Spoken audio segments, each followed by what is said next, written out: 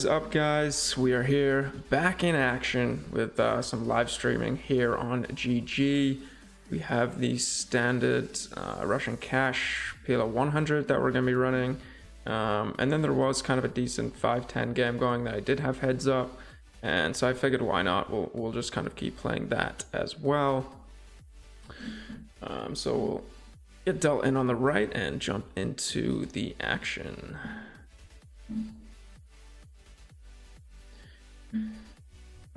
Let me know if there is anything kind of weird with the audio or video stream in general. I have a new computer, so I'm sure that I missed maybe some of the settings. So just let me know on that one, and we can always fix it. Always squeeze here on the right, and this guy's pretty aggressive. Probably a defend with the nut suit, and a pretty good flop. He did just raise me after I let out into him, and just stacking off on the right with a low SPR. So I think I'm actually going to check call here, and didn't realize this was three-way, so that's actually not the best idea to just jam. Probably I should probably protect my range here a little bit more with maybe a small sizing. Obviously calling here. We could raise, which is interesting. I think just calling with a bunch of equity, and we run into top set, which is fun. Good start to the sesh on the right.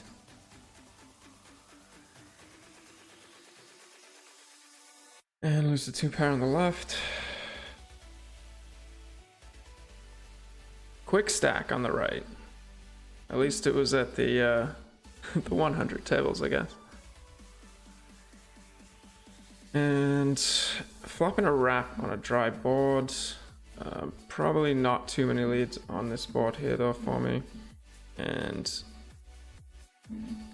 turning the flush draw as well.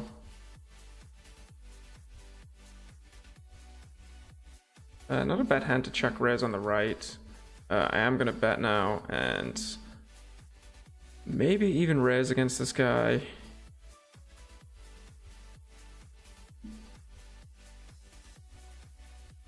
And then just checking down on the right when possible. On this particular run out, I just think that we block too much of the draws, and it's just going to be very often that we run into like a mid 2-pair that's going to have a pretty good bluff catching hand. So I think we just give up and then just check calling on the right with the straight blocking the queen and clubs.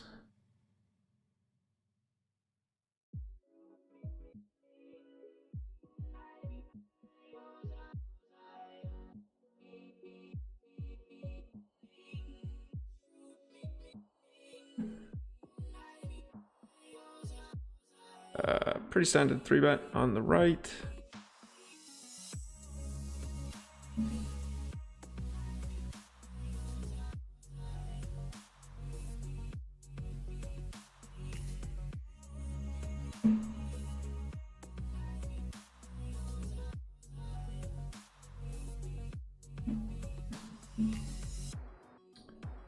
And not really blocking enough on the right. Pretty good board for cold calling ranges in cutoff. So with basically no equity, we just want to end up checking.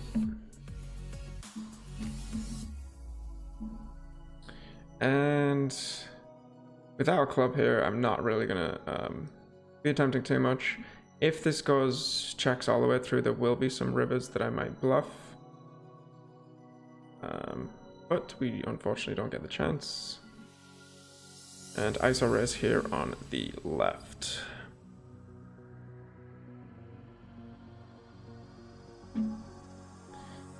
And we flop the nuts.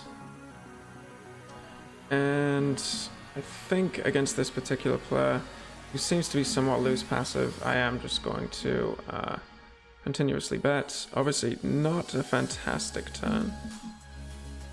We will have to slow down.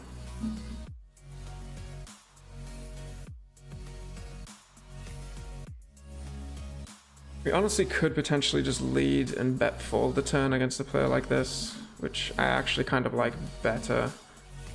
Having the king of hearts in my hand, not fantastic, but obviously never folding to this sizing. Pretty good river card. Well, depending on which way you look at it, given that we're likely going to have to call now.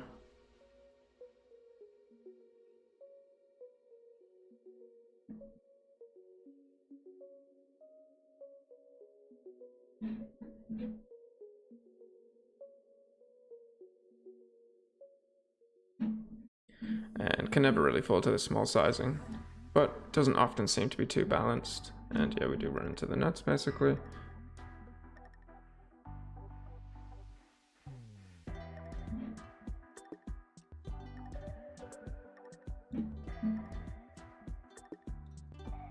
And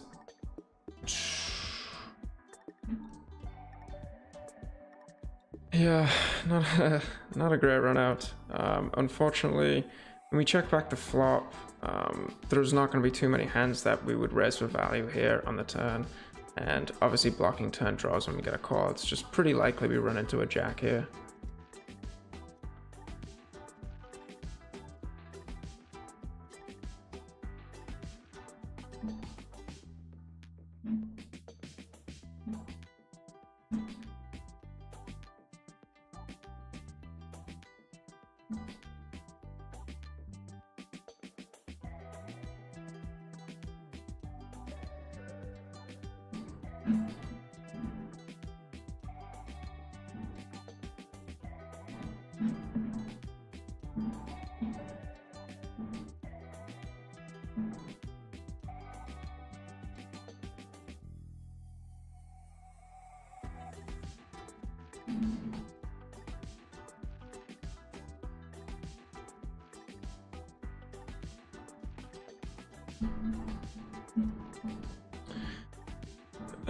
Pretty good flop on the right, obviously against quite a tight cold calling range with a 19% VPIP.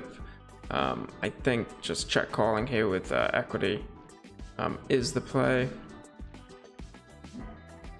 He snap checks back. Not having a spade isn't fantastic. I don't mind betting here and bet folding. I think we run into Queen X a good amount of the time.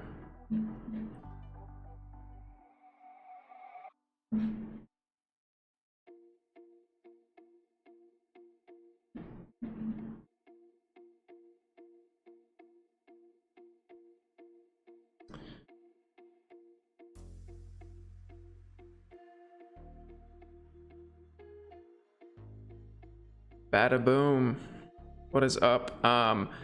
No, I don't usually play the 200 Russian cash just because I feel like 100 has enough of a decent mix in terms of like decent players and recreationals, and then I don't have to pay the disgusting amount of rake, given that it's not like my real grind and that I'm not going to be like making a push for any leaderboards or anything like that.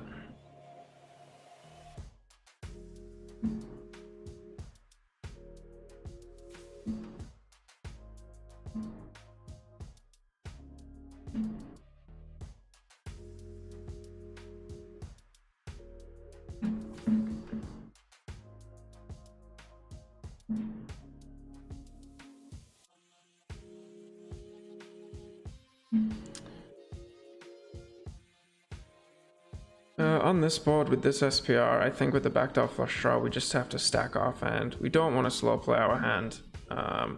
We really don't want continues from like Jack X type hands that have pretty good equity.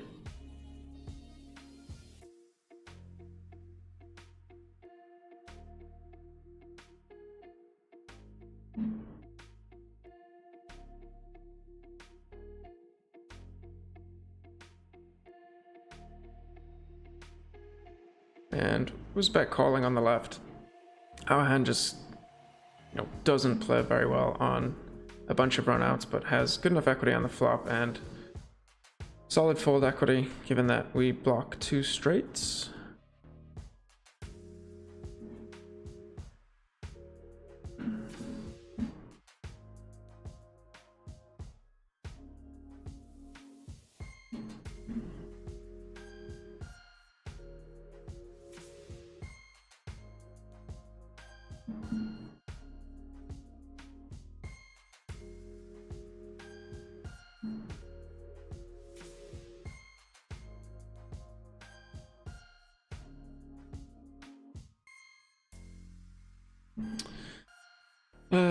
Obviously going to be calling here, given that we have an overcaller. Pretty gross flop.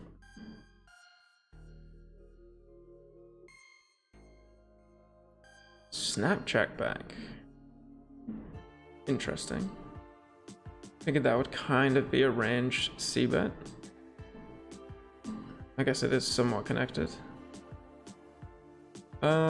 This actually turn connects best with my kind of range, and we do block aces. Still think it's a little ambitious to try and get this through. On this run out though, I feel like we have a decent bluff candidate, given that we can likely get overpairs to fold from this guy, and I'm not sure what this guy has on the left, given that we have aces. He'll just fold overcards, obviously. So I connect best with that river card, and I think that gives me a few more options to bluff there. And when it goes check, check, check, in multi-way pots, people are often just so capped compared to in heads-up pots, just because they play so face-up.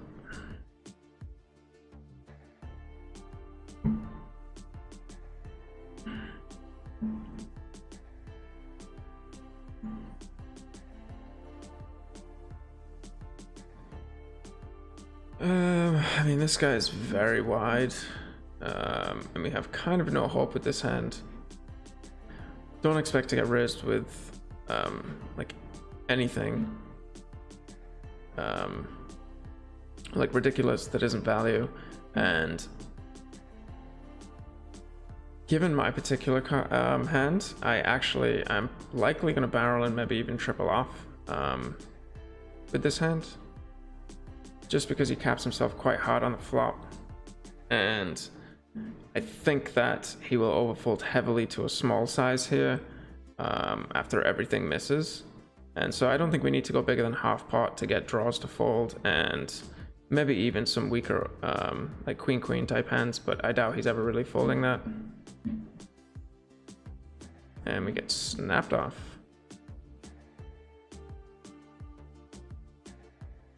Yeah.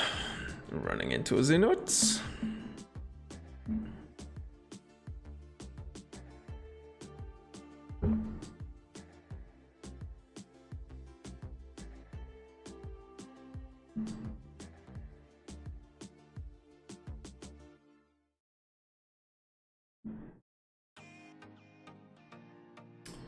Do we want to res? These pots always crack me up. 7-6, ship it in. I think that we do want to actually lead, given that the limp nature of this pot. We will get called with a ton of draws. And with the backdoor spades too, having 3 spades being less valuable, not ideal. We get check raised. Do we just ship it in a limp pot?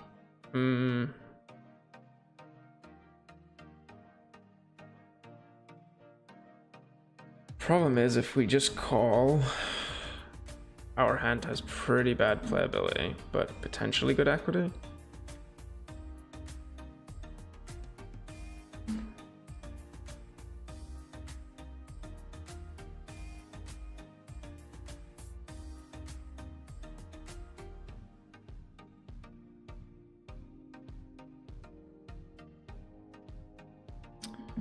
And we run into the same hand.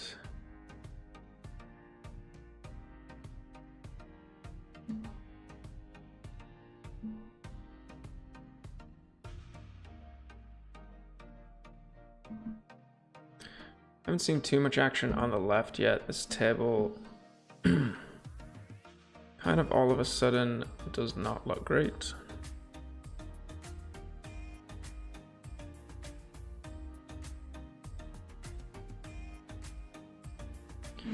So maybe we will try and find a better table.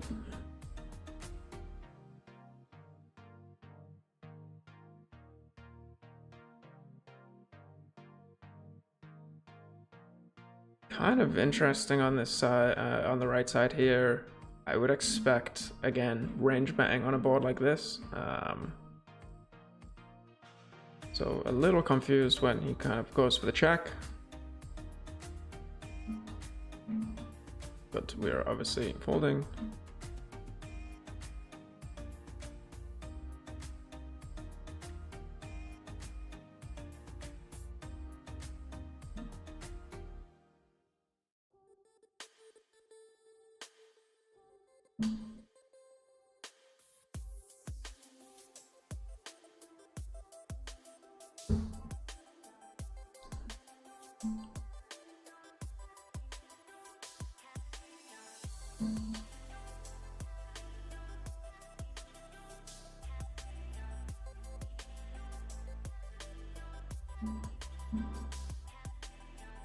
Three bet at a reasonable frequency. I mean, we're obviously never folding.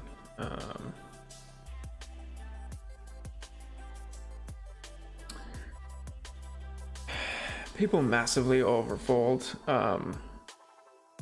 in these spots, and so I will make that play even without a diamond on the kind of middling boards as well. It's just pretty tough to defend, and people definitely do not call as wide as they should.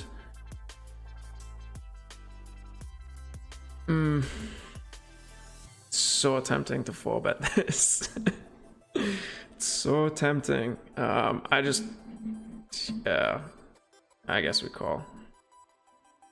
I'm pretty sure it might actually be a 4-bet though. This guy's quite tight, and it's only a few hands.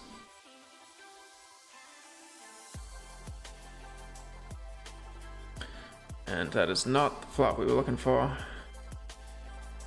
And we do get raised on the right table, so we're obviously not folding. It's not ideal though.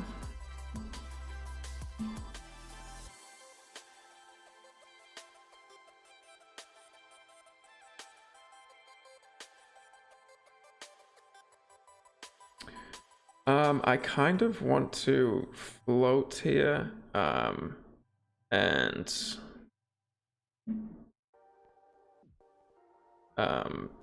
bet some rivers.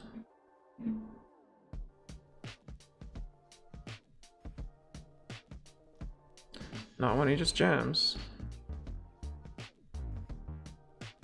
I mean, it's so strong when, you know, obviously we have all of the aces here, so it is likely ace-4. Like, I don't even know if he takes this line with jacks, probably, but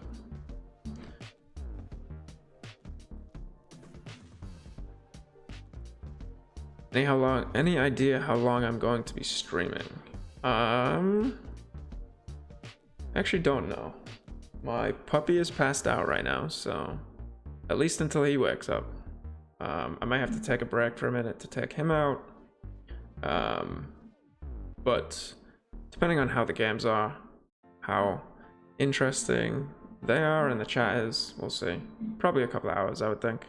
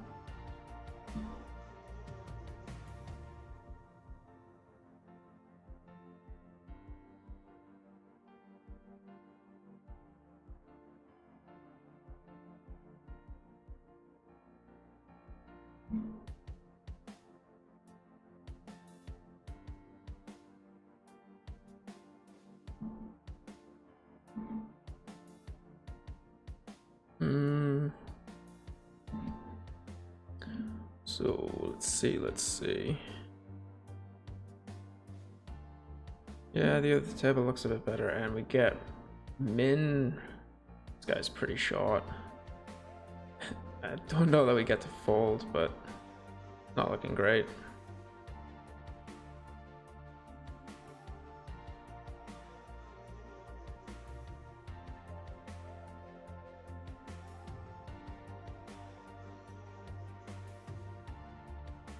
All right. We get, I guess it was only half a stack.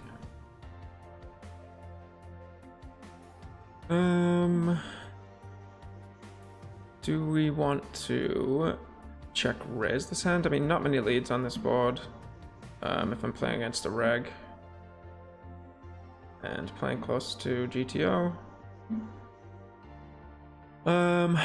It's a pretty solid turn when he checks back. The problem is we do have equity against a 10, and it wouldn't be fun to get raised, but we can check call, so kind of borderline for me. Pretty nice river, and when it goes check, check, check, check, people just very strongly overfold in these spots, so it's like quite hard to get value. So I think I'm just gonna go for a block bet here. And on the right hand side, this is gonna be a board that I do have quite a high bang frequency on.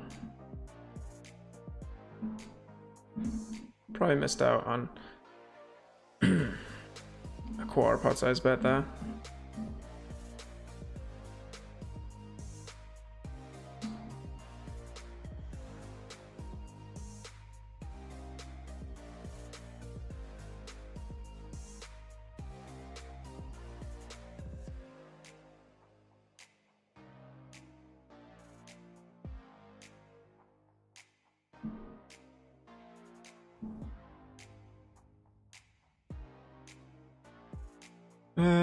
I don't think enough interaction here to bet on the left. We have some decent turn cards, that not being one of them. And without a spade, I'm actually just going to check this back. This guy's likely a bit more balanced, and then if checked on the river, I will bluff.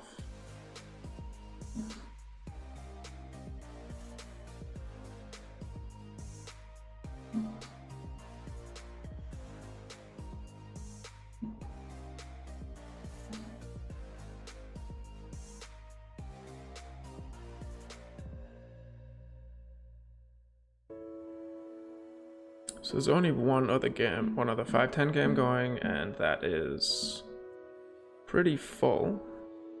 3 on the waiting list. Ace King 5-3. Do we want to overcall here? Yes, we have to.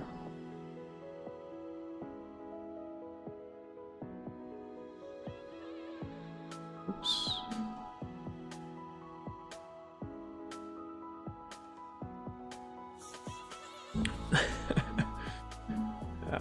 I guess we can't fold to this size with basically any 4 cards.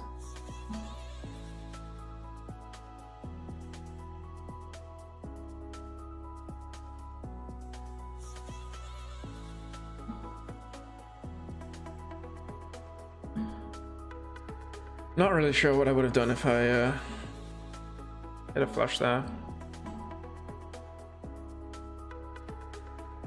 Probably still just folded anyway, but with that sizing, you have to call, and there are going to be a few occasions where you do get to check it down. Always squeeze on the right, and against the min raise, depending on the action.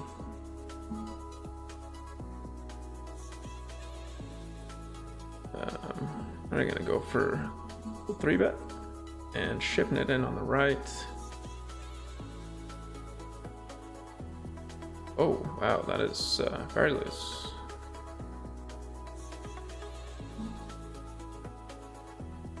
And then betting pretty much close to my range on this board.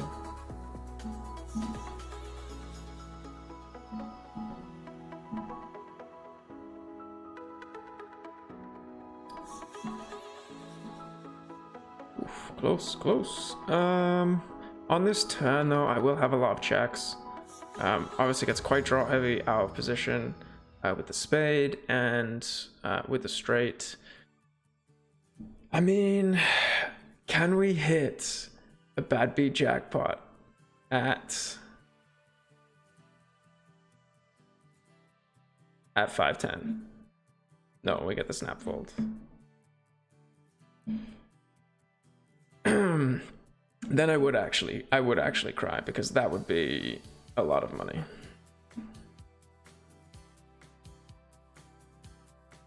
Do they have it at 510? I don't even know. Yeah, looks like they do.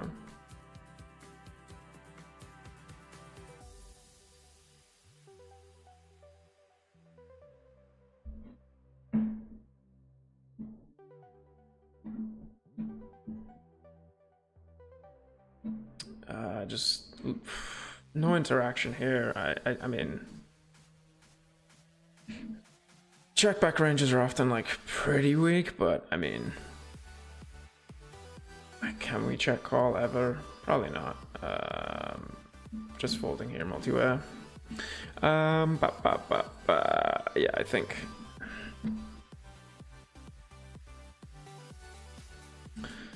Yeah, I would want a diamond or a spade, and then I'm probably gonna stab a little bit, but the hand is just far too weak, no equity. Just check fold.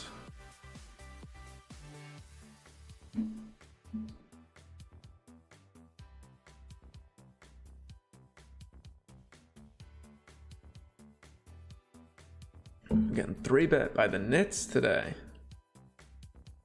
3-bet, 1%. All right, well, queen r6, and let's get the stack. That's not what we were looking for. Basically drawing dead against a 1% 3-bet range and a pot size bet on the flop. Love it, love it. Limp ISO, 60 big blinds.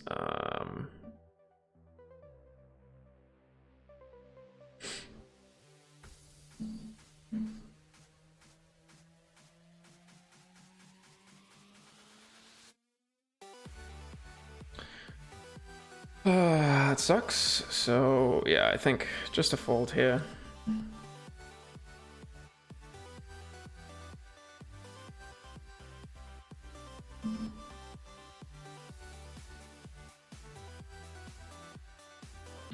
I mean, it's pretty shallow, but yeah. That's obviously gross when you do get res there, but you're just pushing so much equity against the ISO range of like a limping player, that when you get called, you're doing great.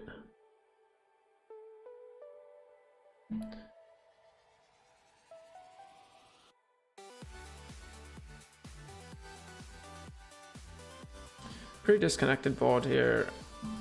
I think against the small sizing, people just tend to overfold. On the right, obviously a very good card for us to start bluffing if we wanted to. Given that we block the straight and the spades.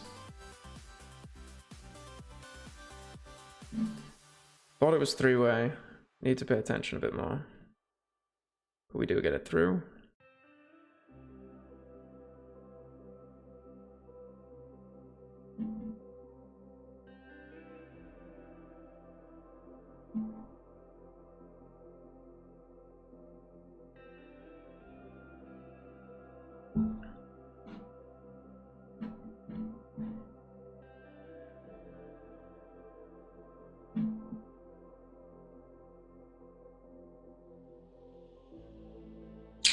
Pretty good flop on the right. We will have a good amount of leads. It's kind of high in terms of us having leads. We prefer like the lower straight cards when we overcall.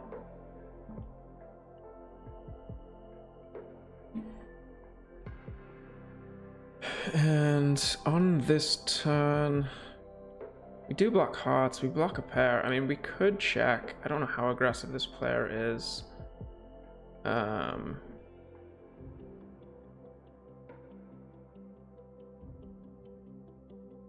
think just probably bank small here. Trying to induce a raise. And on the left, small blind versus big blind. I guess it is a wheel, so you'll have some reduced bang frequency, but I would have expected a stab at this point with a club. Might go ahead and bet here. Obviously, we're going to be connecting well with this board in general. And at this point, we obviously never win.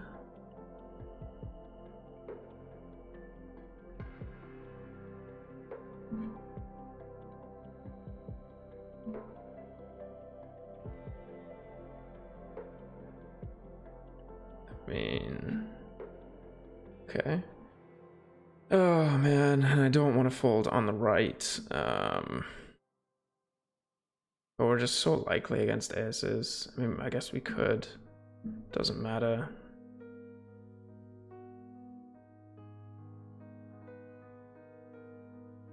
Not ideal we don't have a diamond, and that he bets half pot. Pretty good turn.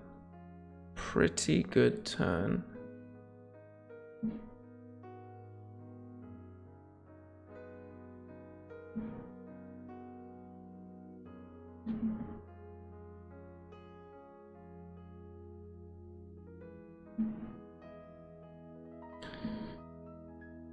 Running pretty pure.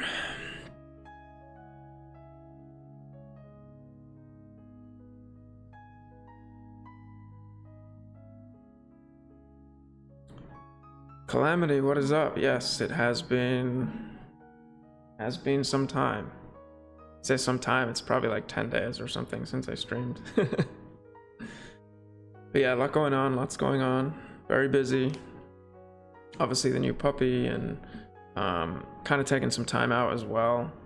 Every year I usually take a little bit of time where I don't play as much, just to kind of like reflect on the kind of current matters of the game, and you know, where I'm making mistakes, where there's some exploits, that kind of stuff.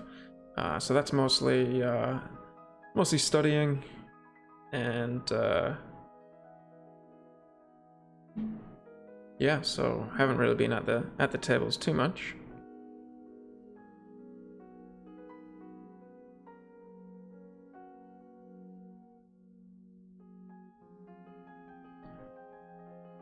And on the left, do we want to check raise? We do block a good amount of showdown value. Don't want to block kind of the top two pairs, so I think we just want to bet. We do get raised on the right. And easy fold, I think. Feels a bit weird. Feels a bit weird, bet folding there, actually. But kind of a strange raise on that board as to what portion of his... unfortunately, no diamond, but we will still bet this board. Maybe we want to have a diamond or a pair.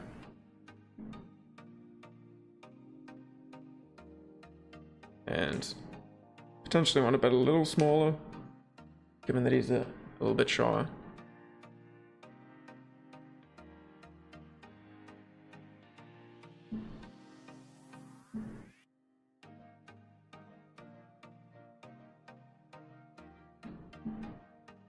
It's never a great sign when you're the highest VPIP at the table.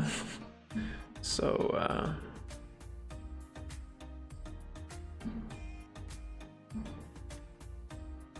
yeah, the other game still has a pretty long list, and I'm pretty sure I had aces over there while I was looking for another table.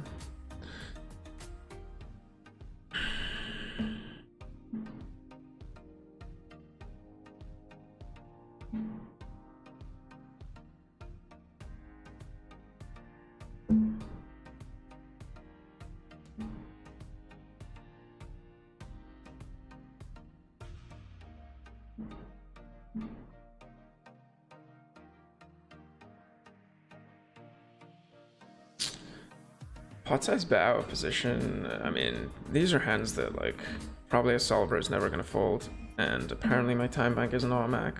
What is that about? Let's fix that.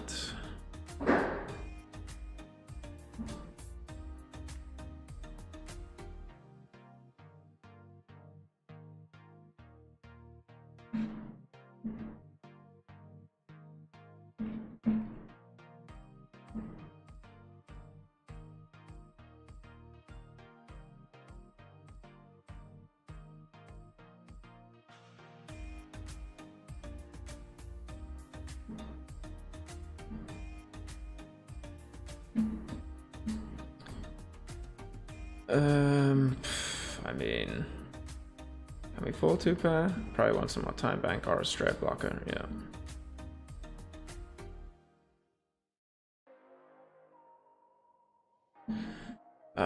The puppy is a little bit sick at the moment, actually, so he hasn't been doing too great, but seems like he's on the mend, so fingers crossed.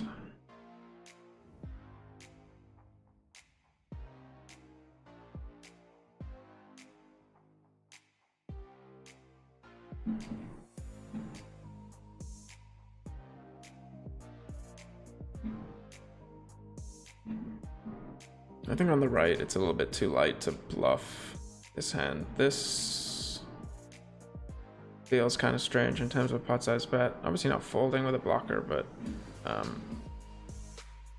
there's not even going to be many. Well, I guess at this stack depth maybe, but 100 big blinds, there's not even going to be that many straights that we're going to raise like bear straights. So I don't mind just calling down here. We have a pretty decent bluff catcher.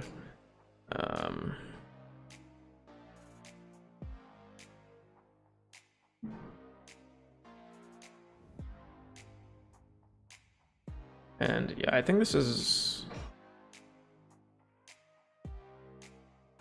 kind of up there in terms of some good bluff catches with no spades and a 7. It's very weird, weird line. You get check raised on the left, and obviously just folding.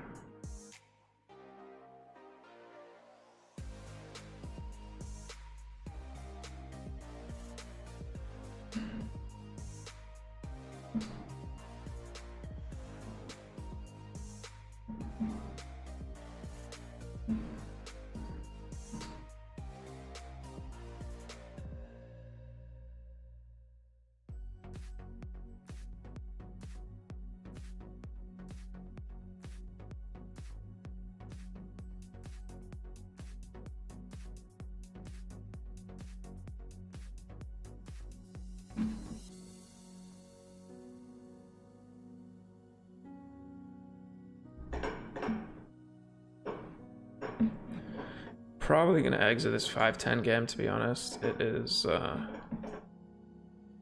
little bit dry.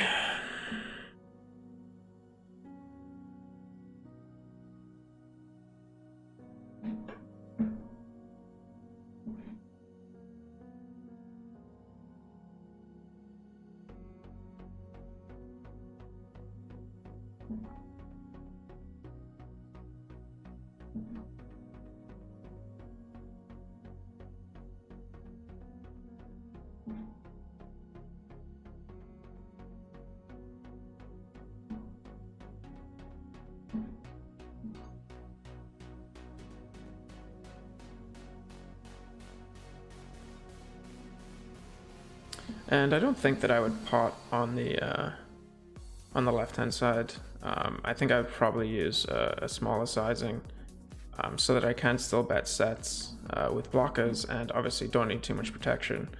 You get limp raised on the right against a short stack. Actually just gonna fold.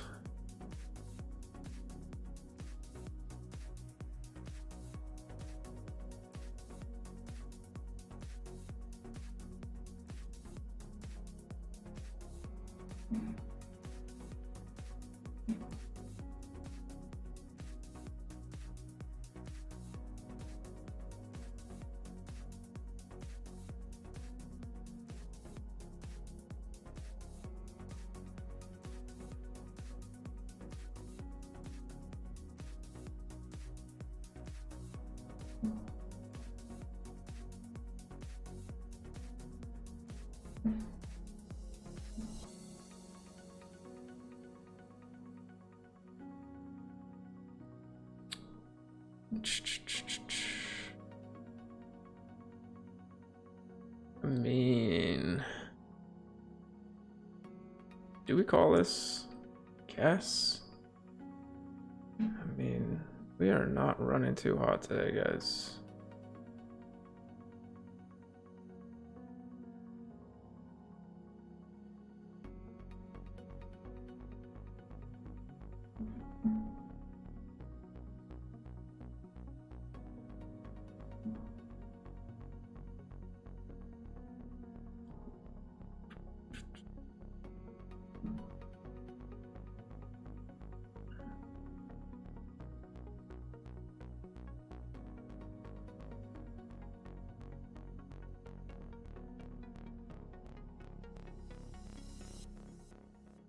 Wow, the Kiss King on the turn. That is sick. That is sick.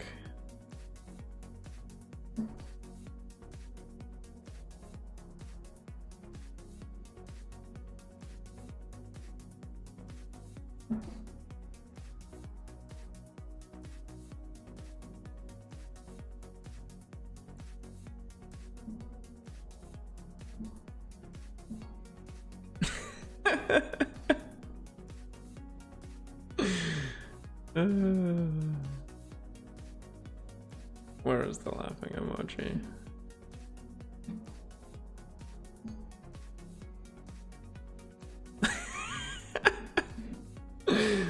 Oh man, that's funny.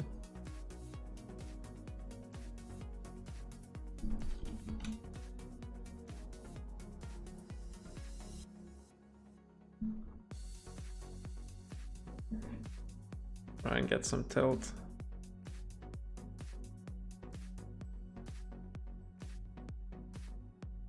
Oh, of course he doesn't ship it with kings this time.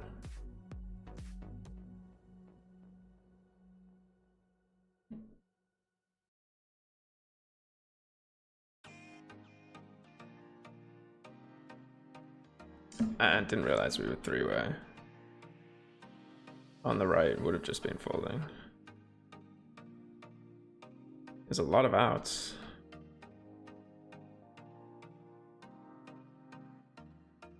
But we hold.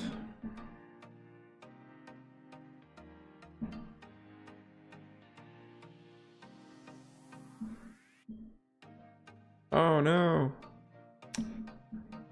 Forgot that I put on leave the table. I didn't want to leave that table now.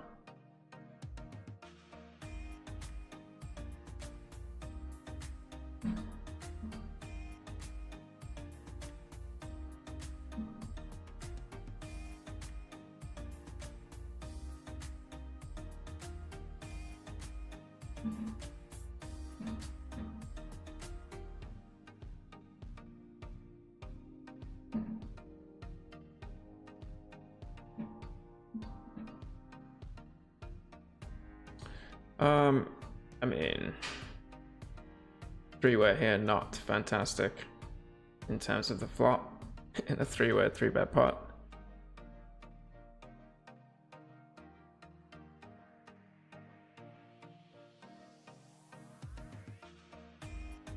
And it's just folding, unfortunately.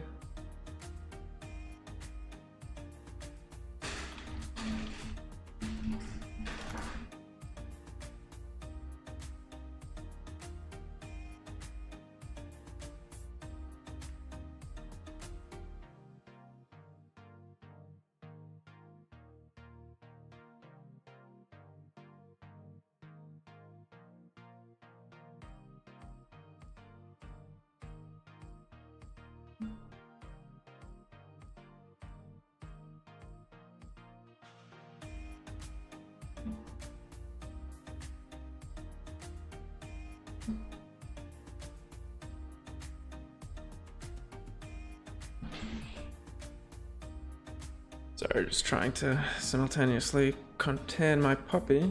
Not a great river on the left, but I don't think any reason to bet. I think he will check down a king here. He's not... Probably not going to turn that into a bluff if he did miss.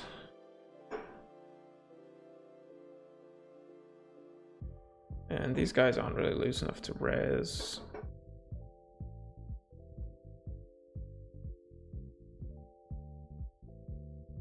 Yeah, Carlos, I'm not sure how many big blinds do you win at 100? Do you mean like my win rate, or not sure exactly what you're referencing there? I don't have a big enough sample from like the Russian cash stuff that I've been streaming. I think it's like a couple BB, which is pretty good in Russian cash. You know, because once you factor in rake back, that's how most people are making money on GG and leaderboards.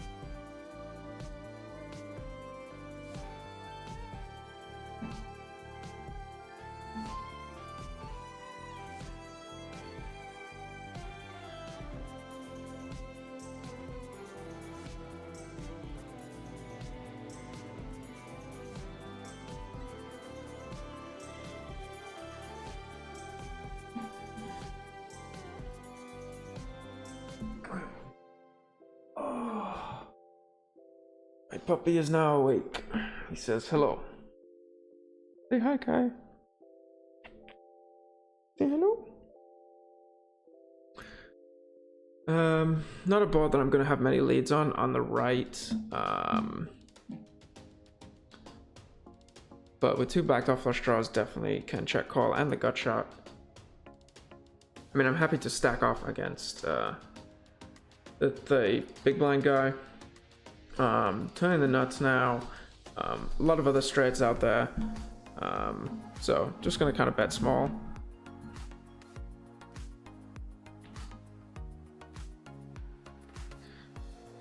Pretty bad river, obviously. And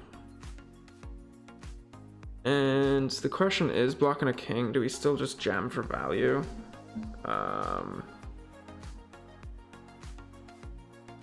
He's gonna have hands like Jack 10.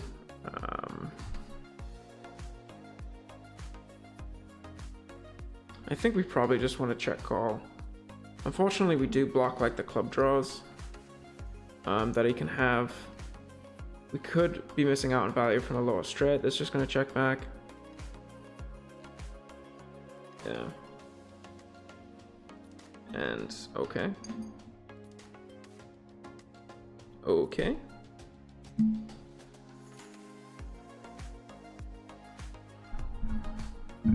Kai, leave the mic alone, bud.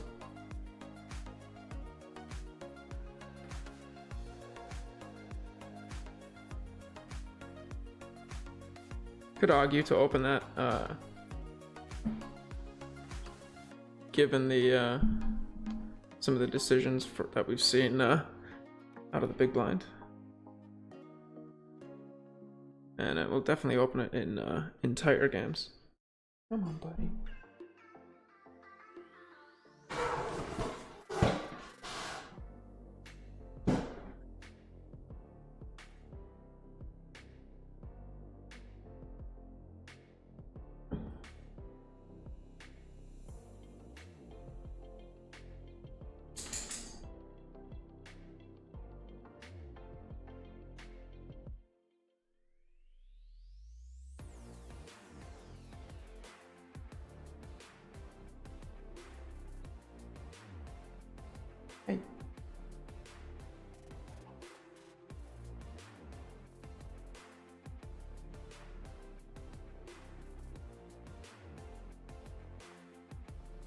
Expect to run into aces a good amount of the time here on the right, but obviously we have some pretty good aces.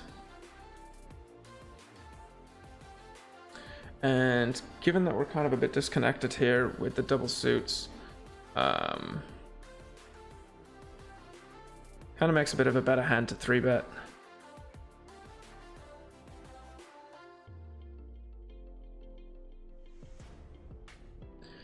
And on this board, we'll be betting most of my range.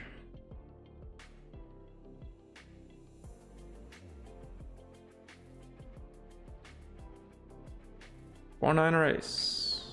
We survive. Ship it.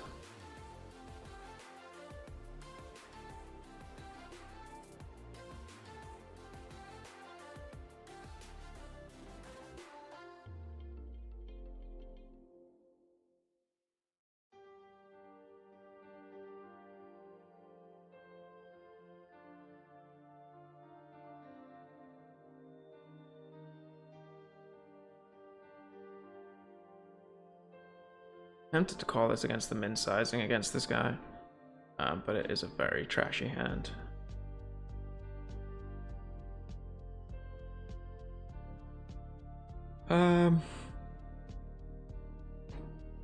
Decent hand to check raise with, but I think with ace queen we probably just have too much value.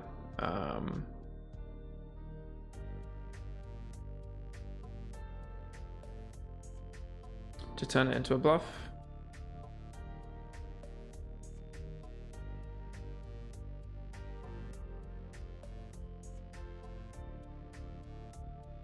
And on the right, unblocking spades and some of the lower pairs, I am going to go ahead and bet large on the turn with equity and good immediate fold equity. Not a great river. And especially when we get led into, I do not see many people take this line with much apart from value.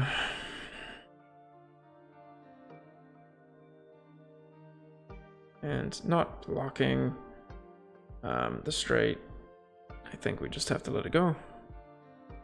And I'm actually going to fold with the non-nut suit and just a pretty disconnected hand on the left.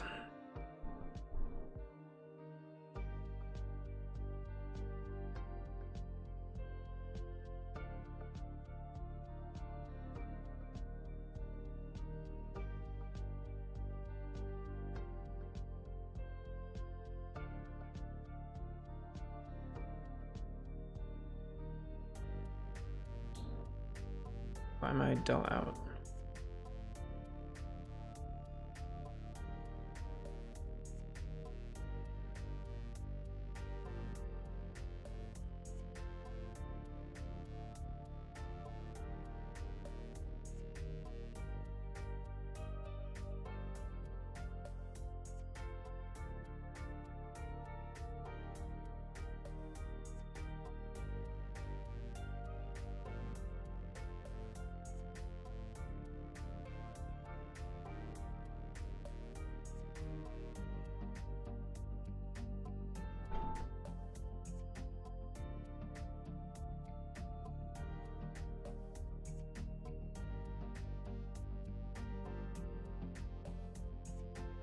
Guy's a little loose on the button.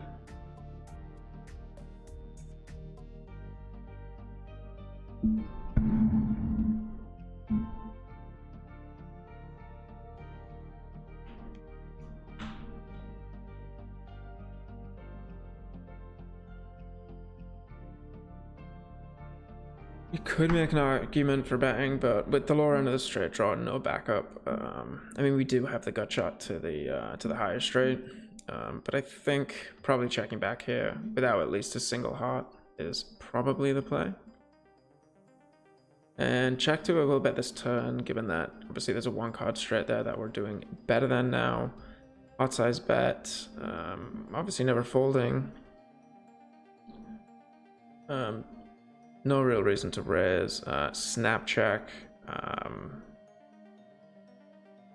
Without a heart, I don't think there's value. I expect to see a lot of 10 high straights here.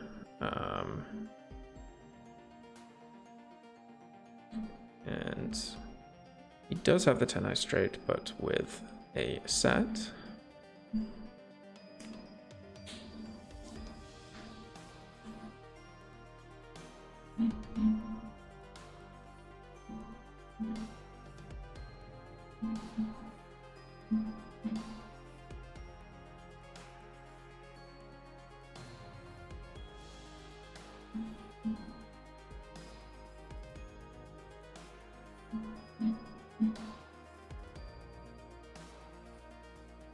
And just such a big range advantage.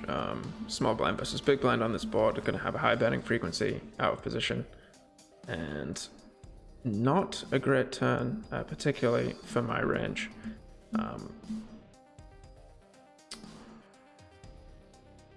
From a particular hand, I think checking here makes sense, and probably just check fold to the sizing, to be honest.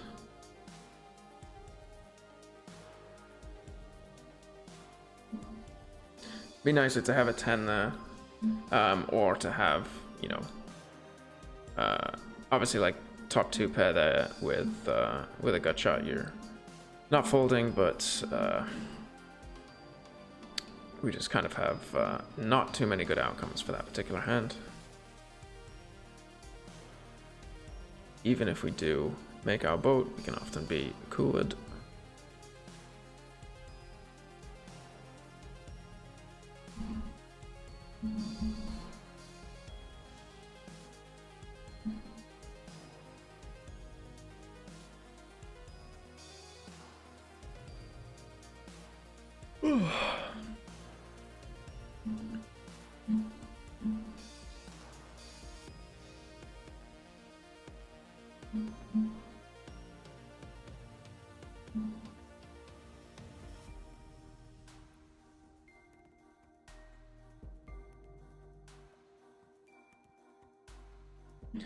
You have to say, it does not feel like I've been playing a 41% VPIP.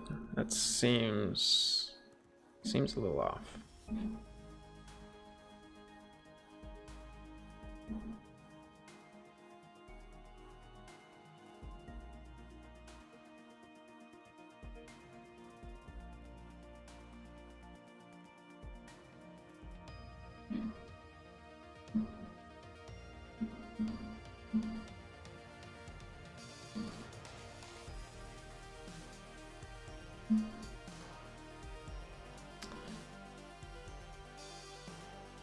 I mean, not ideal that we don't have a club. I don't think it makes much sense raising here, given that we have the positional advantage.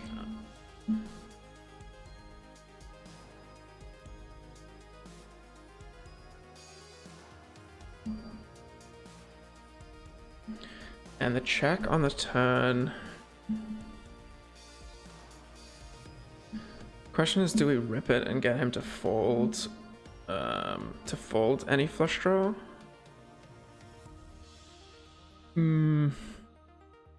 Pot and then check on a blank is just very weak, so I don't mind it. Yeah, and we do take it down. And we get 3-bet on the right, obviously. This guy's just a little deep, and these aces aren't fantastic, but out of position. I don't really want to be doing much calling here. This guy's short, so we do have to tighten up our cold calling range a lot. This is probably a 3-bet, but I see this guy stacking off super light.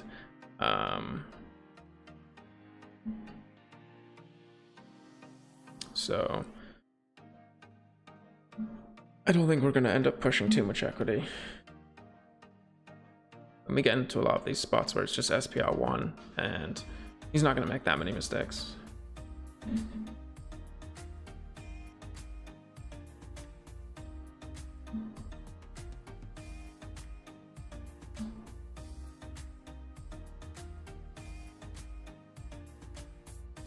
We're getting trolled by GG's skills while we're sat here with the bullets.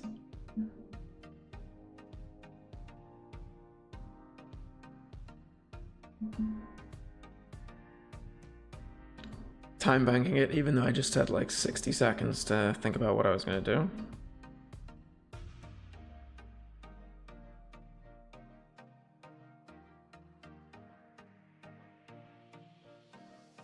Backdoor flush draw, pair blocker, SPR, basically one. Tripping it in.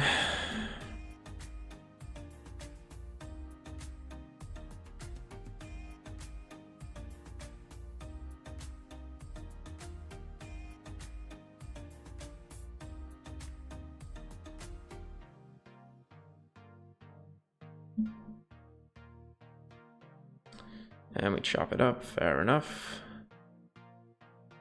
On the left, he's going to continue with draws. He's going to check raise with anything that's ahead of us. So I really don't mind just betting out there and getting value.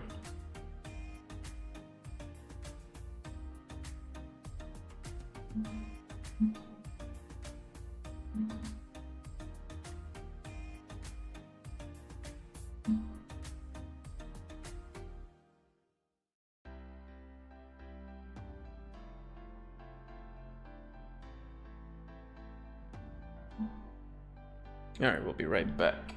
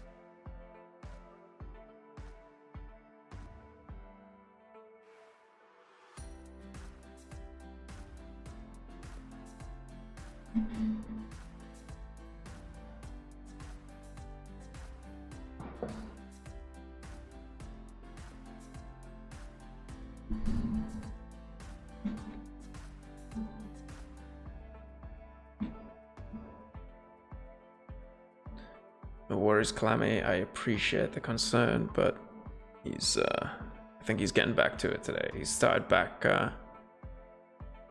trying to nibble at my fingers and play again, so I think he's getting some of his energy back.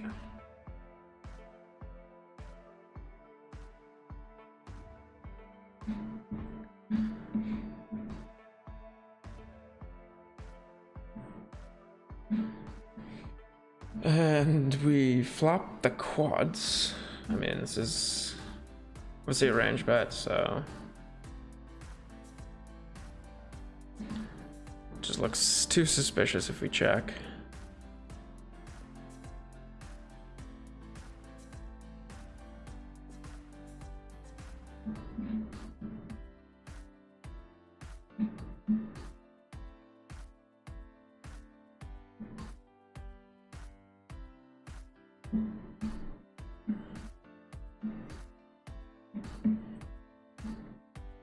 We're hoping Kip can find a double.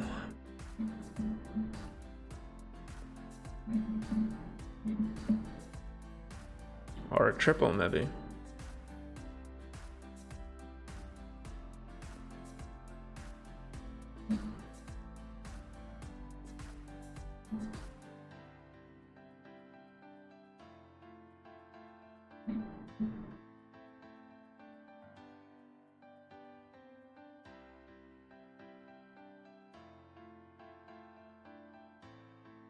Wow. And he misses it all. He misses it all. These kings are a little weak. Maybe it's a call. I think with just the king high suit. I mean, like, just two clubs there, it's probably a call, but maybe not trip suited.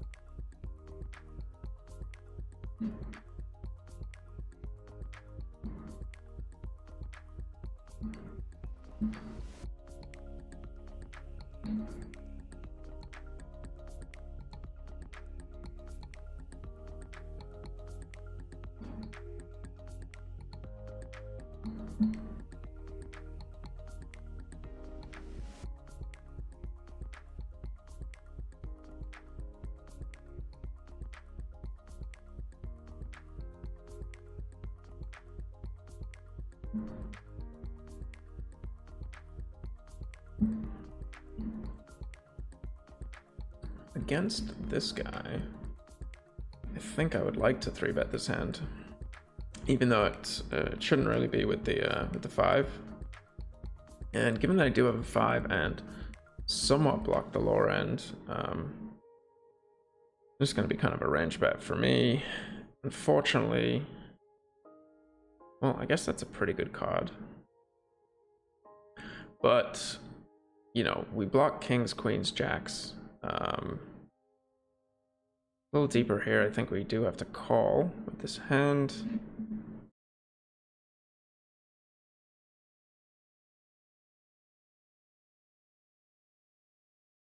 Likely going to face a pot-sized bet on this flop on the left, which does make it difficult for us with these types of hands.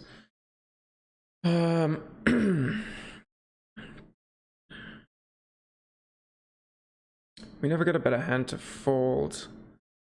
We do have equity if he is trying to check jam with a hand like aces and a gut shot and a backdoor flush draw, even though we do block that quite heavily. I think just checking back here is fine.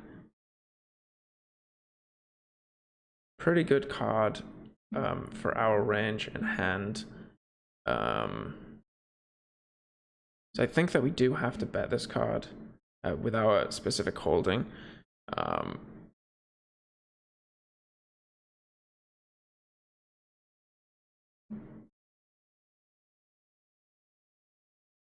And we do take it down. Nice.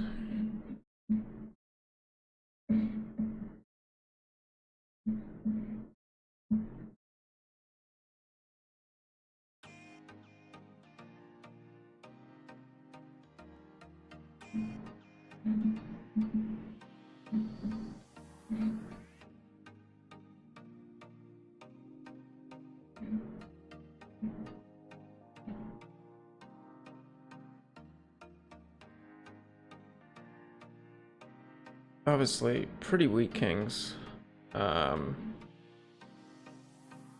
that this guy 3-bets so light, plays pretty straightforward in a 3 or 4-way pot. And on the left, I mean, I bet most for a small sizing here potentially, but this is not quite good enough. Probably one of the best turns in the deck, obviously. And the question is, do we want to raise?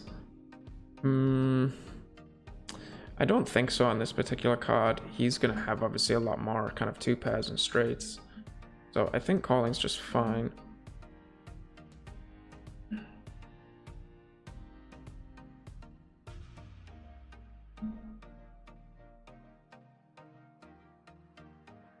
And we can never fold a flush to this sizing. I think we're gonna lose to like the 9 high flush a bunch, but to the nuts. And 4-way, just gonna fold with no outs against any value.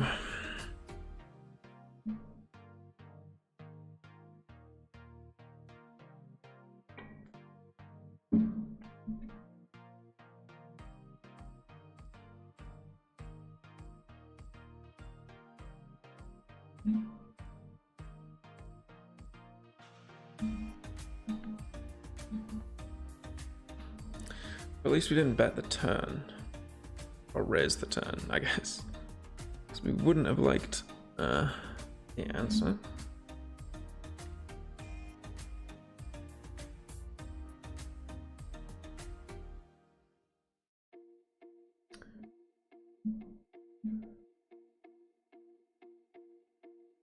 Snap check res.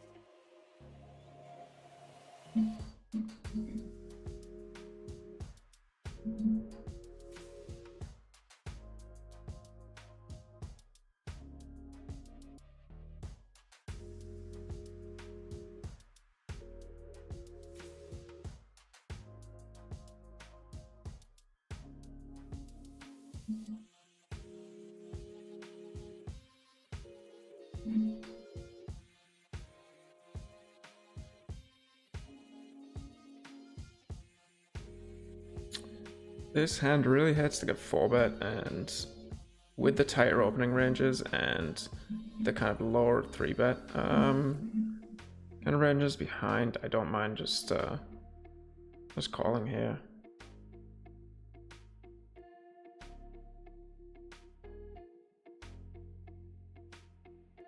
And I think that we do want to stab this hand with the nut gotcha and backed off flush draw. Like, we can definitely pull a check res.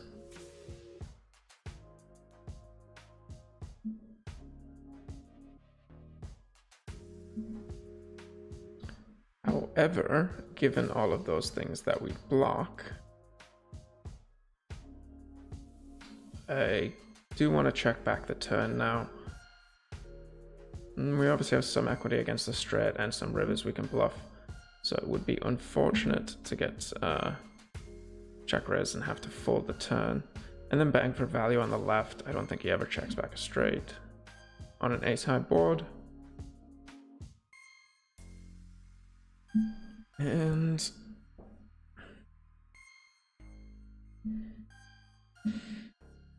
I think we potentially have to turn our hand into a bluff.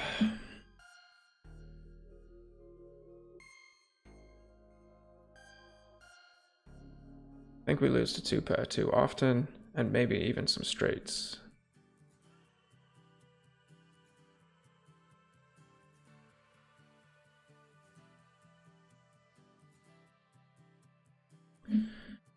And we run into the nuts, or could be the ace of clubs, but I mean, I'm folding. I'm just trying to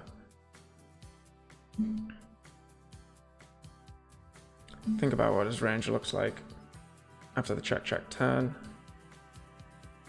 Check call flop, check check turn.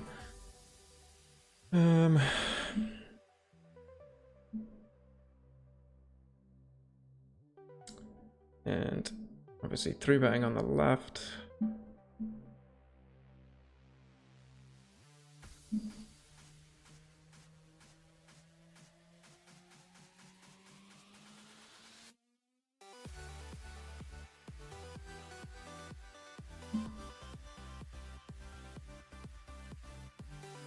I was thinking about raising, but this guy's playing 72% of hands.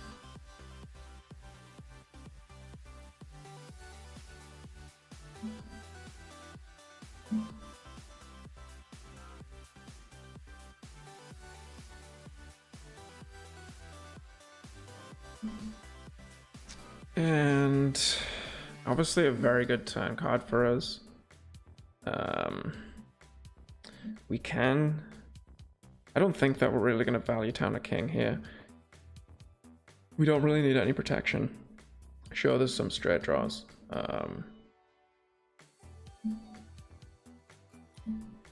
Probably could check back here, to be honest.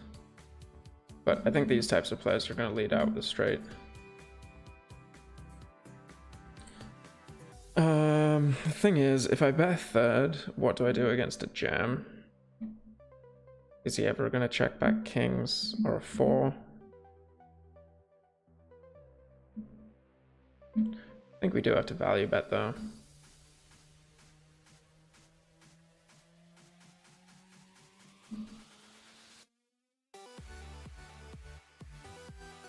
Is he going to turn king x into a bluff? This guy potentially could, I guess.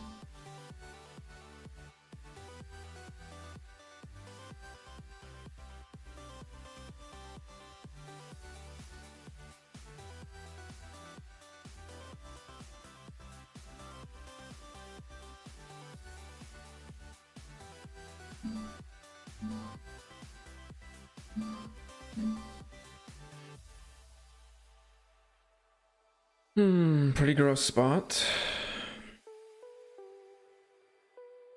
Like, you would definitely just call kings, but is he gonna check back kings on the turn?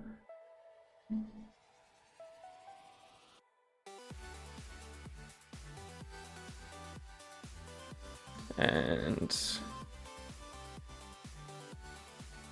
he does go ahead and turn it into the bluff, which made more sense in my head.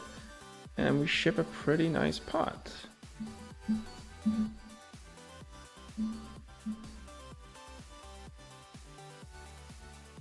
And we just have nuts on nuts on nuts on the right.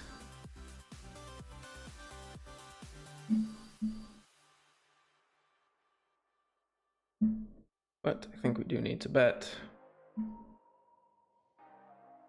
And we get the 3-bet over here right after. I wonder if this guy's a little tilted by that call without a pair blocker.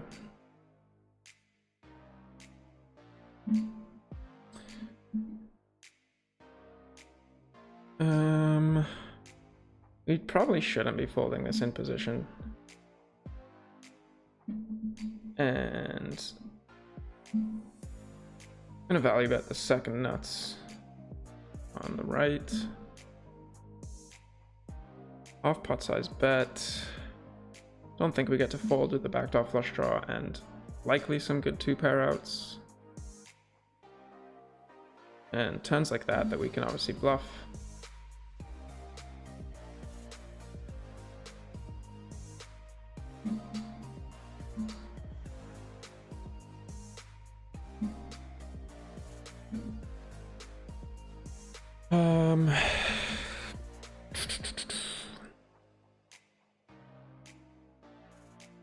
Having an ace in my hand, I'm actually more inclined to check this back. If he has king-king, he's going to have likely cards that he's not going to fold on this turn. And yeah.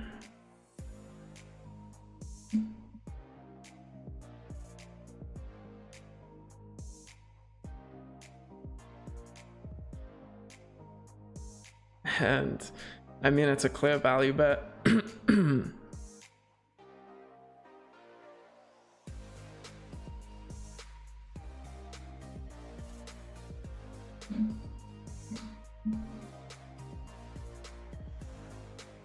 But I just feel like we're gonna get jammed on again. For whatever reason. It would be kind of sick if he did bluff now, because like in terms of like game flow, right? It's like it's almost impossible or very rare for people to like check raise bluff like 2 big pots in a row. So that would have actually been really gross. But we get it through.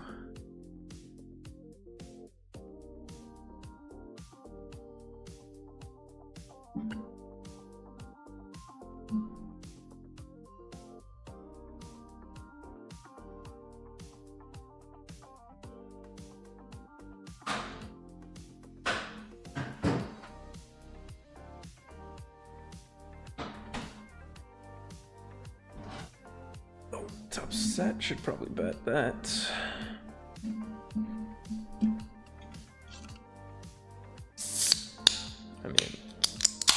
Beautiful. And against the res, I'm just jamming it in here with enough draws.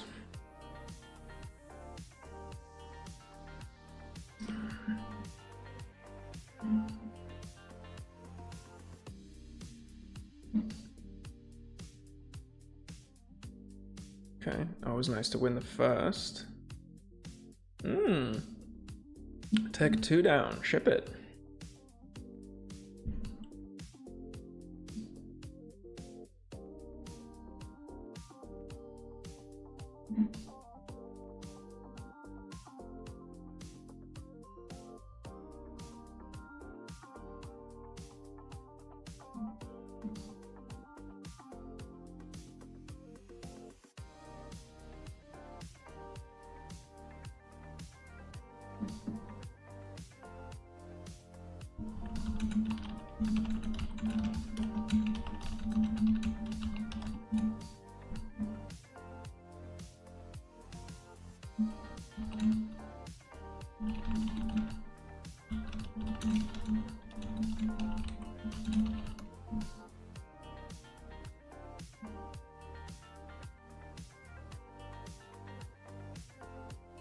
Thank you, Edwin. I appreciate that. It may not be, it'd be interesting to look that one up in a solver.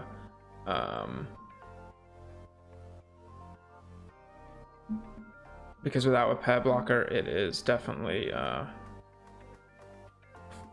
definitely tough there.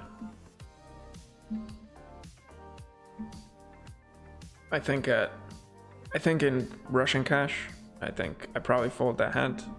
But at these stakes, you will see that a lot more. So I think you need more calls there. But again, I just kind of spidey senses on that one were a little off. Probably look it up in a solver and it'll tell me to fold that. But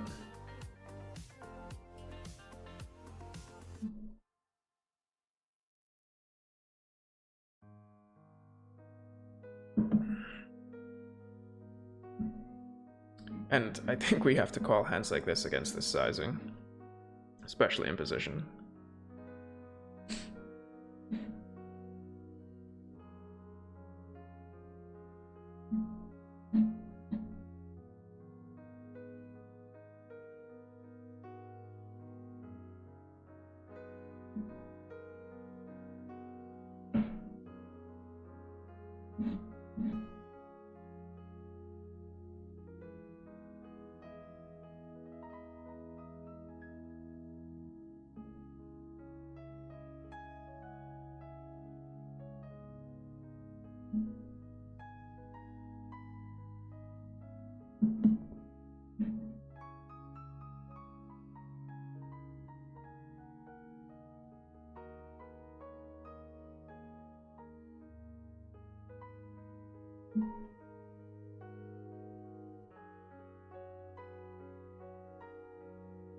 This is so out of line, but if you look at like MDA on like monotone boards versus a third sizing, it's ridiculous. You should probably just bet any 4 cards.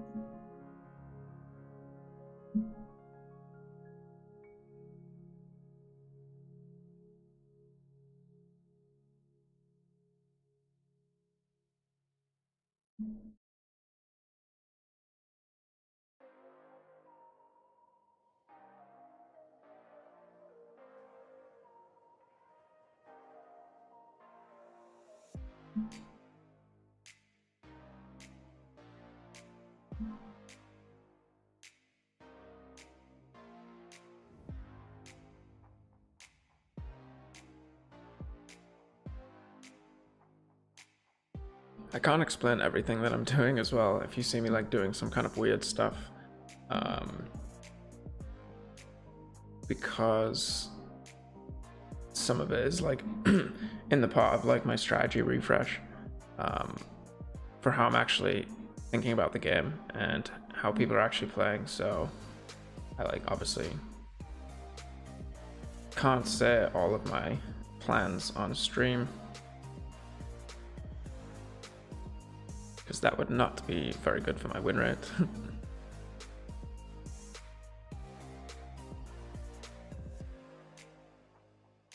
Actually gonna fold this. This guy is like pretty aggressive, and so I don't want to play unnecessary spots with him out of position.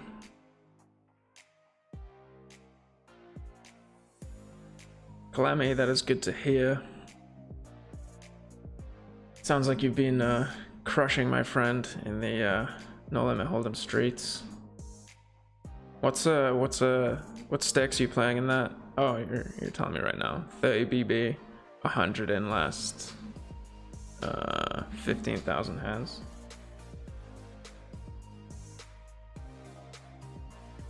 What stakes is that at, and what are good win rates for No Limit players these days? Because that seems outrageous, and it sounds more like you've been running like Jesus.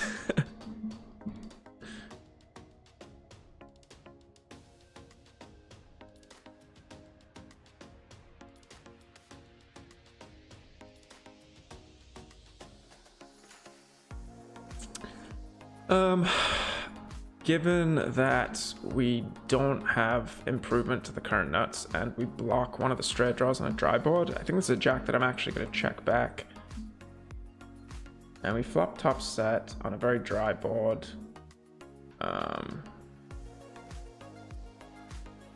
Still plenty of straight draws out there. We turn the boat now, and we get ripped on. Min raise 200 big blinds deep. I mean, I'm just gonna call. I mean, this likely just has to be a bluff, right? I mean,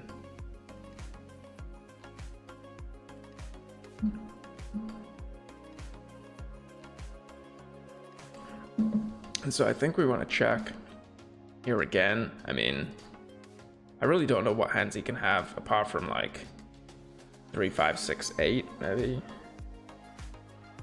And we obviously pick up even more equity on the turn with a gut shot and no flush draw. It could be like a 2-pair type of hand. Nice to river the nuts. I mean, we block basically all possible showdown value. I'm gonna quit this table because these are just like 2 regs. So I'm actually just gonna check. And OP blasts off. Goes half pot. I mean, we'll take it.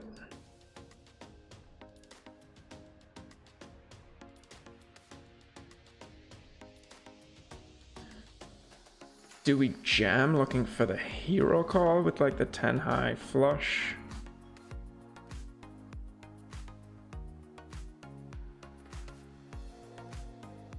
As an ace of spade, as an ace of hearts kind of play here.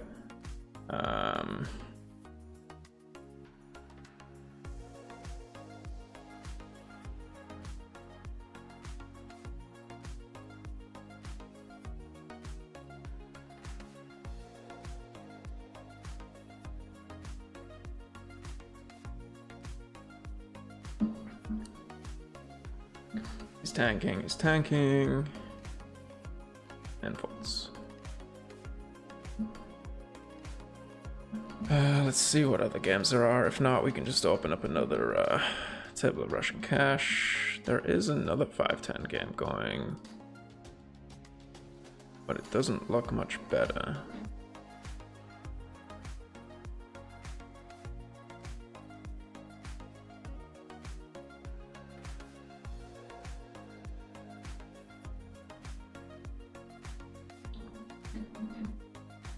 Yeah, not too much. Not too many options. I mean, it is a Wednesday.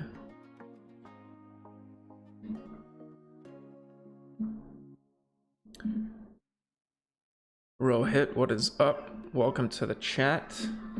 How are you doing, my friend?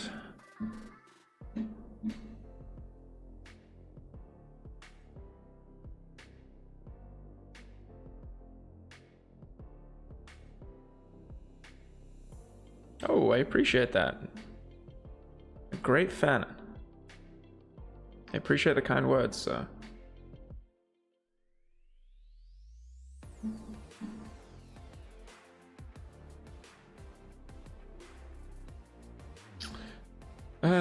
Kind of want to bet this, but... And do we fall to a check raise? Like, probably not.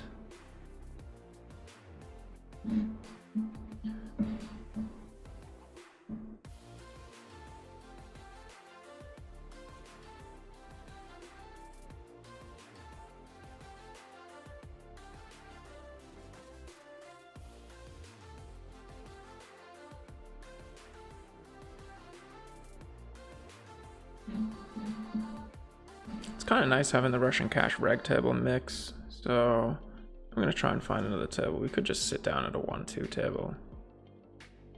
I mean, it's just all regs.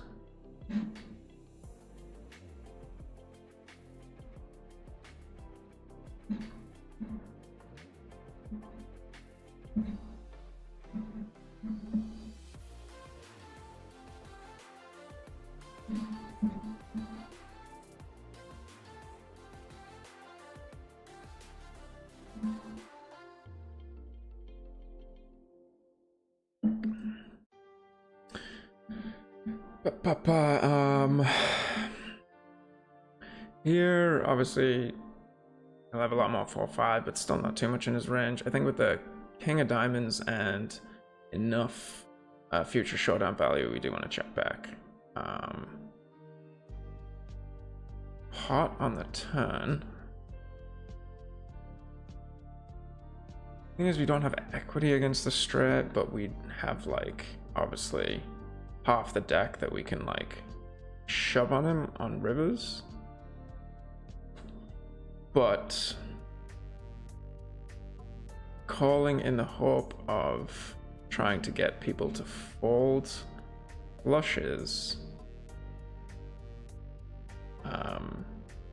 which, you know, he'll make a portion of the time, or even straights, is probably not your best bet against the population.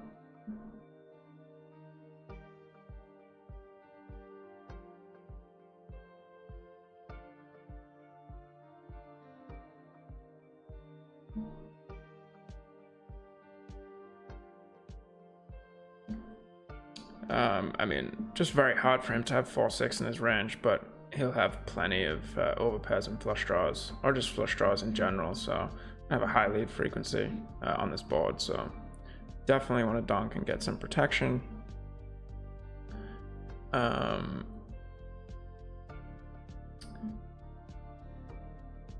When we pair the turn card, makes it harder for him to continue, obviously.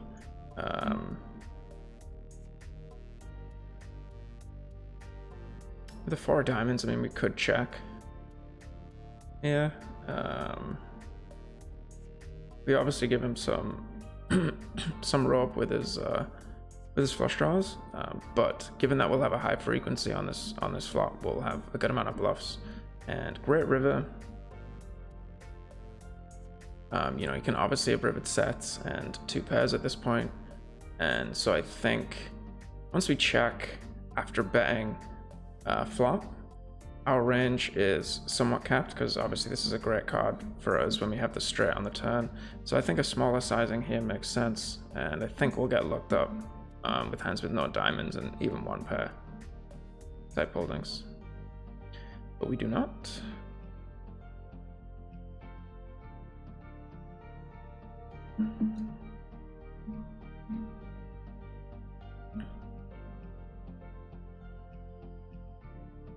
So against recreational, I'd probably bet this. Given that they just don't check raise enough, and they check raise purely for value, pretty much. But maybe this guy has some more check raises in his range, given that he looks like a pretty big grinder.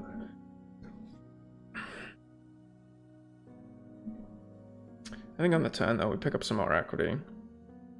Pretty good card for our check back range when we check back marginal hands, and you know, we have no showdown value.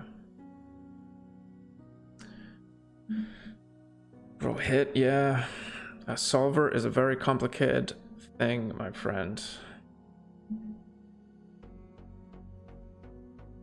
I would strongly advise to not try and learn what a solver does. Try and understand a bit more why it does certain things, and that'll help you a lot more in your journey of learning PLO. Interested to know what solver are you using? You know, there's a couple out there.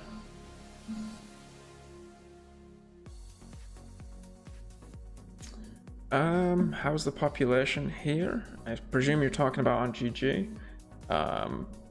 Pretty good, but it's all relative, right? So they are pretty good, but not relative to the rake.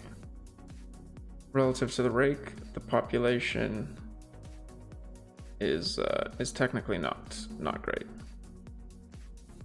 and I'm saying that in terms of, if you're a reg, you're likely losing money before rake back, because even though you have big edges against a lot of these players, you do not have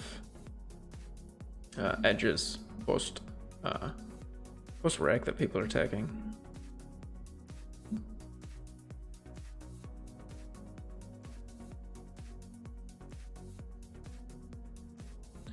And on the left, obviously going to be calling.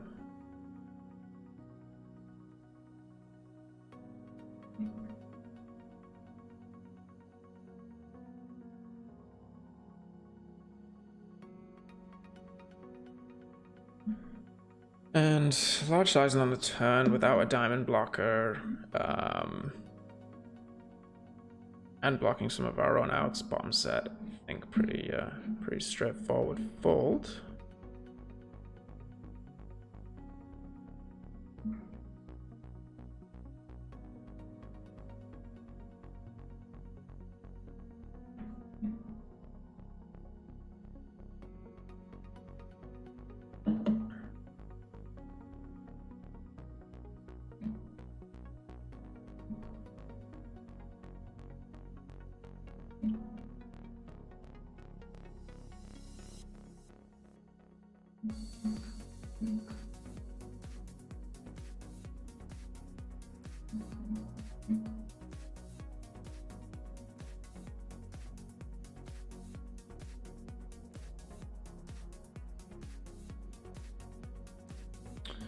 Not the best river for us on the left, and likely we would have bet hands like king 3 or king 10 at this point. But we do win.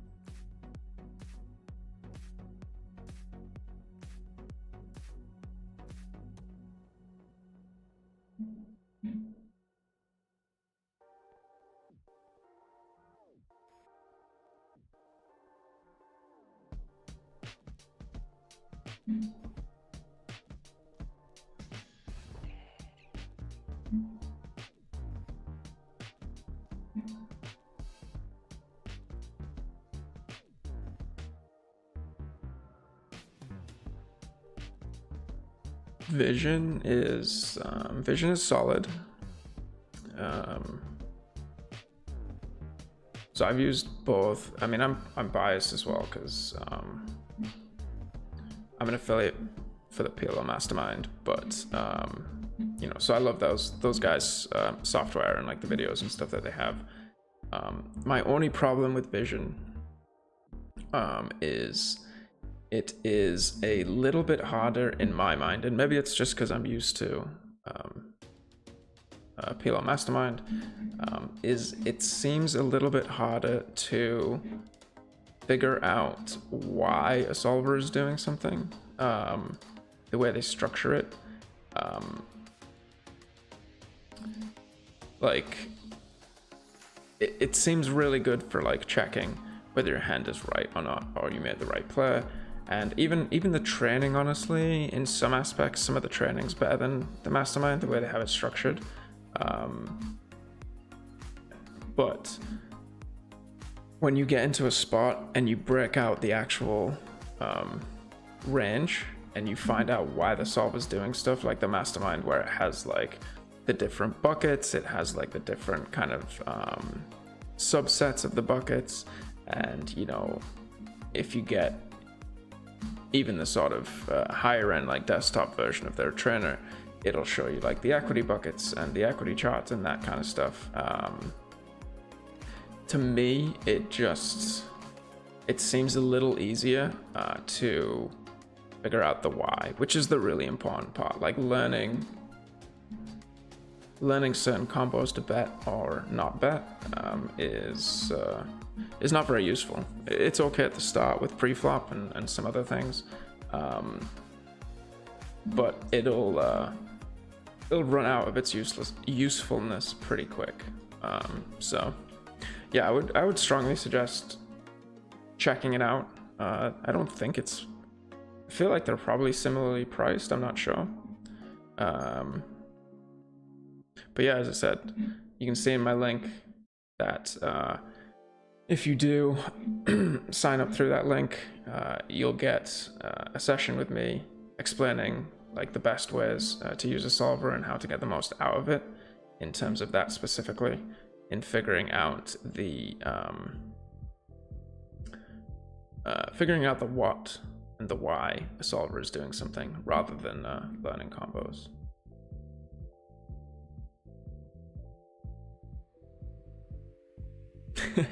Right, I can definitely guide you.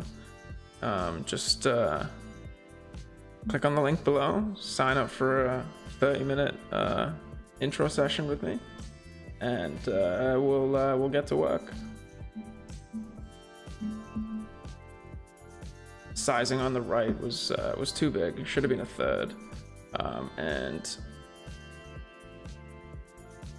here we're never against like a hand like King 8 or a set. You know, this is gonna probably be like a weak king that may have some additional equity, so we're never getting it to fold on the turn, especially without clubs. And given that we're so shallow, any sort of blockers or fold equity just significantly reduces. And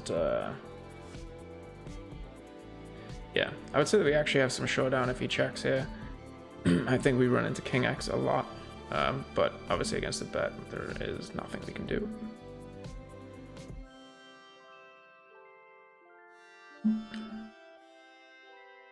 And if I was paying attention to the stack size, one, I would have bet smaller, but two, I wouldn't have bet that particular hand. Because the value there of kind of betting and having them call is that based on runouts and their kind of play, you can barrel them off on future streets, and that's just very unlikely to happen. We don't get the squeeze, unfortunately, even though he has the 20% 3-bet. I guess it's a small sample and short stack.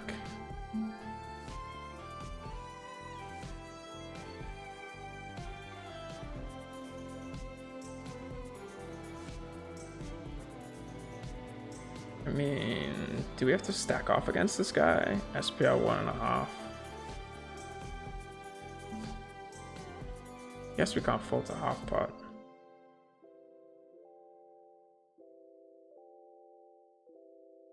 I mean, if there's any turn I mean, we can't fold, so do we just jam? Like, you might check back like a pair and a gut shot. Snaps it off. Drawing dead. Classic. King, queen, queen, 4. With the suit. Rough flop. Pot size bet.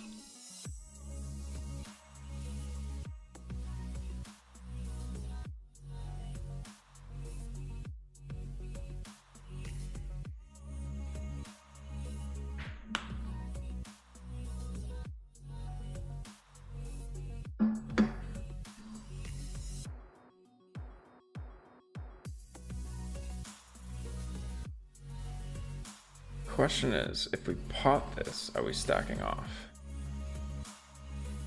I mean, I guess probably yes.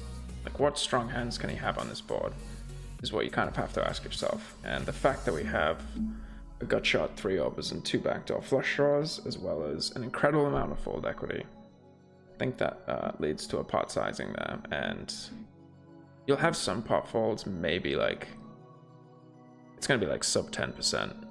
And I don't think that's going to be one of them. The question is it a small bet?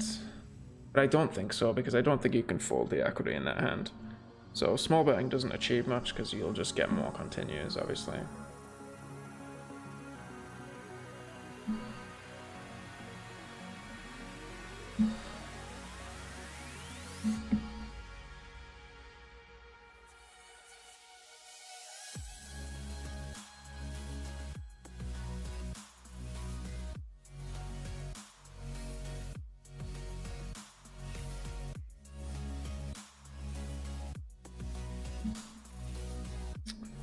An obvious squeeze on the right. Hopefully this guy just shoves. He does not.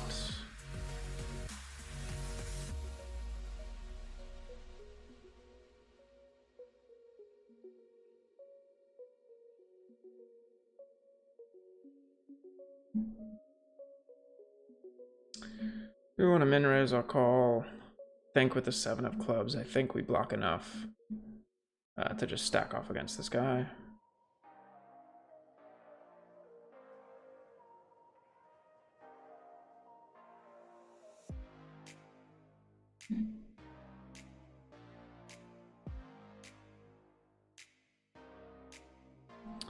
And we hold. Nice, nice, nice.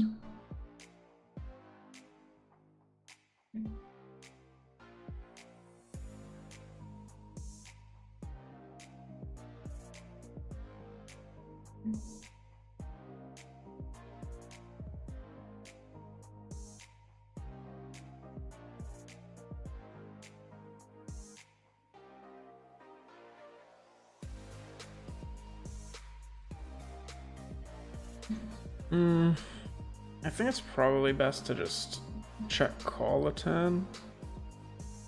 Pot size bet. Pot size bet. Feels a little suspect, my friend.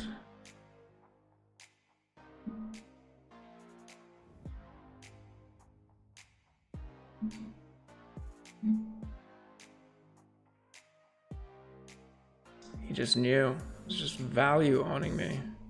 Pawing the king on the turn.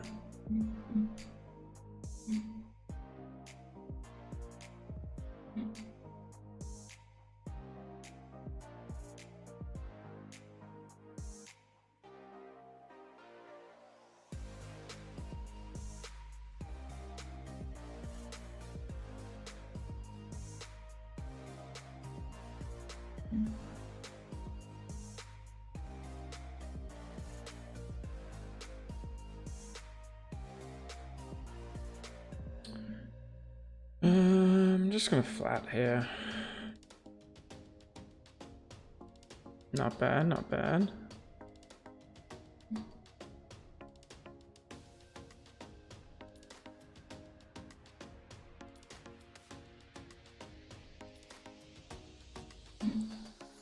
Not ideal. I mean, we're not folding.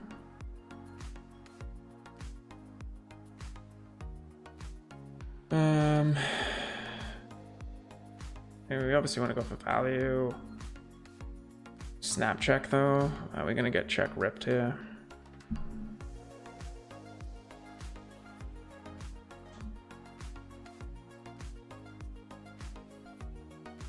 We are not.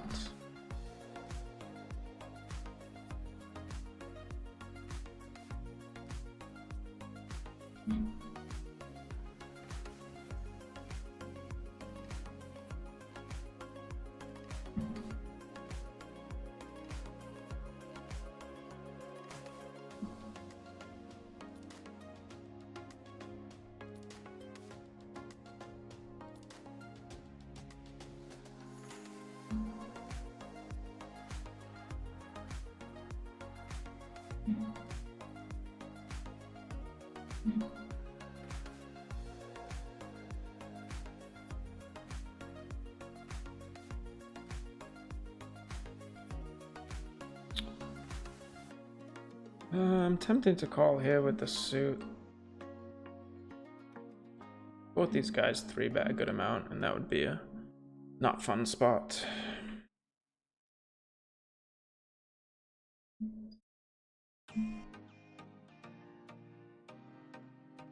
Alright, so I think we're gonna be wrapping it up.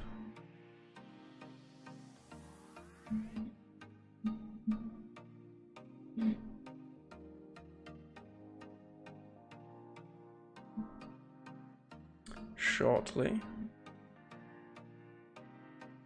Can we see how we did?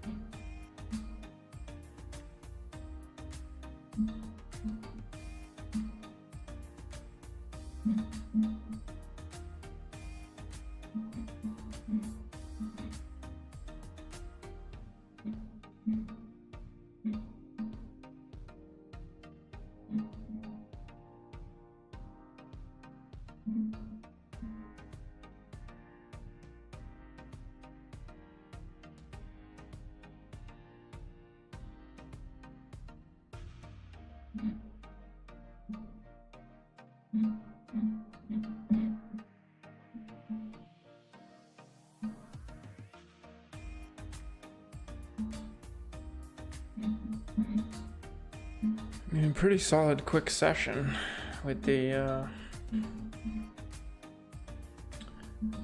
pretty much just the call in 5-10 basically. So maybe we'll break that hand down and do a do a little analysis on that. Make a video out of it.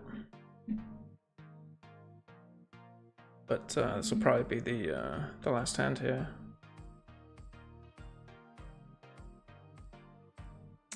And the question is this hand strong enough to bet small? I think probably.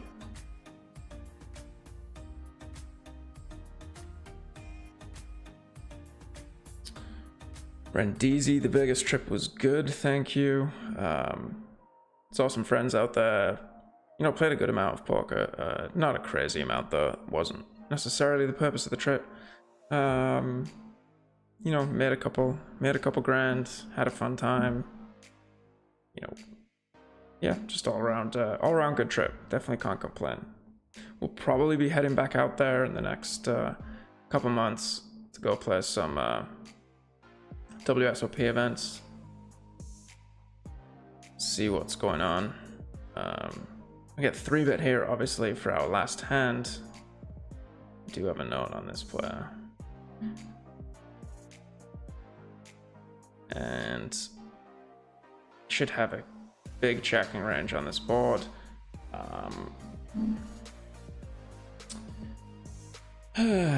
Do we want to bet?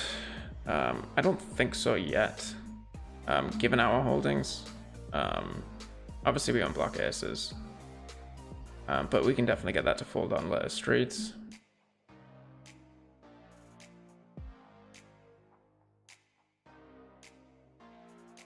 And we can potentially raise this turn.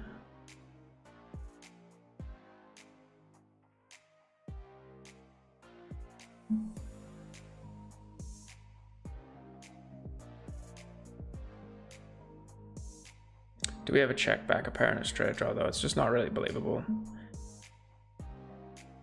Maybe wanted to bet this hand. Just felt pretty gross if we got jammed on by like aces and diamonds.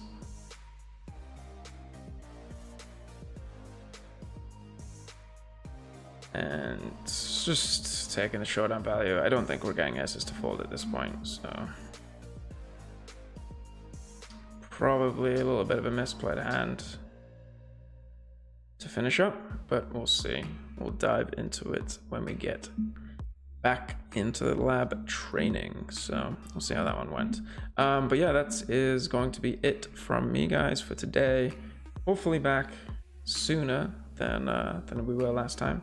But yeah, thanks for tuning in, and good luck at the tables out there.